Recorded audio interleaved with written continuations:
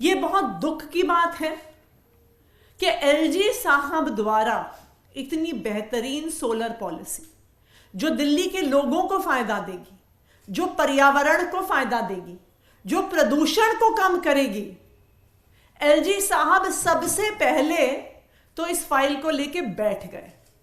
उन्होंने कई दिन तक इस फाइल को वापस ही नहीं भेजा। फिर इस मुद्दे को पावर डिपार्टमेंट ने एलजी ऑफिस से परस्यू किया। मैंने व्यक्तिगत तौर पर एलजी ऑफिस से बात कर करके कई बार यह सवाल पूछा कि सोलर पॉलिसी की फाइल कब वापस आएगी, क्योंकि हमें सोलर पॉलिसी को नोटिफाई करना है।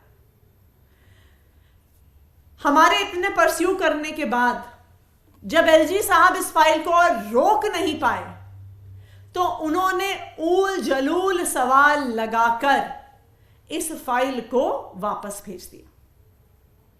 यह ऊल जलूल सवाल लगाने से, यह ऑब्जेक्शन लगाने से क्या होता है, इस ऑब्जेक्शन का मतलब क्या होता है, आप इस बात को समझिए कि अब जब अनेकों सवाल के साथ फाइल वापस आएगी, जब ऑब्जेक्शन के साथ फाइल वापस आएगी, तो वो एक अफसर से दूसरे अफसर के पास जाएगी, दूसरे अफसर से तीसरे अफसर के पास जाएगी, तीसरे अफसर से चौथे अफसर के पास जाएगी और ये फाइल घूमती रह जाएगी।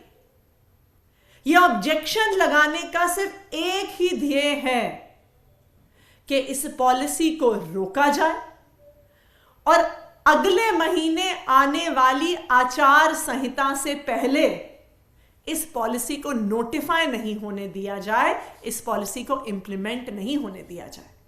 क्यों?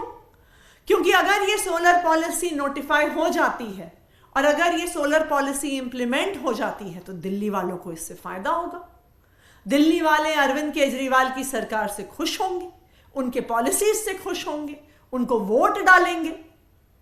तो आज एलजी साहब इस शहर की, इस राज्य की सबसे बड़े संवैधानिक पद पे बैठे होने के बावजूद अपनी पद की गरिमा को भूलकर आज भारतीय जनता पार्टी की तरफ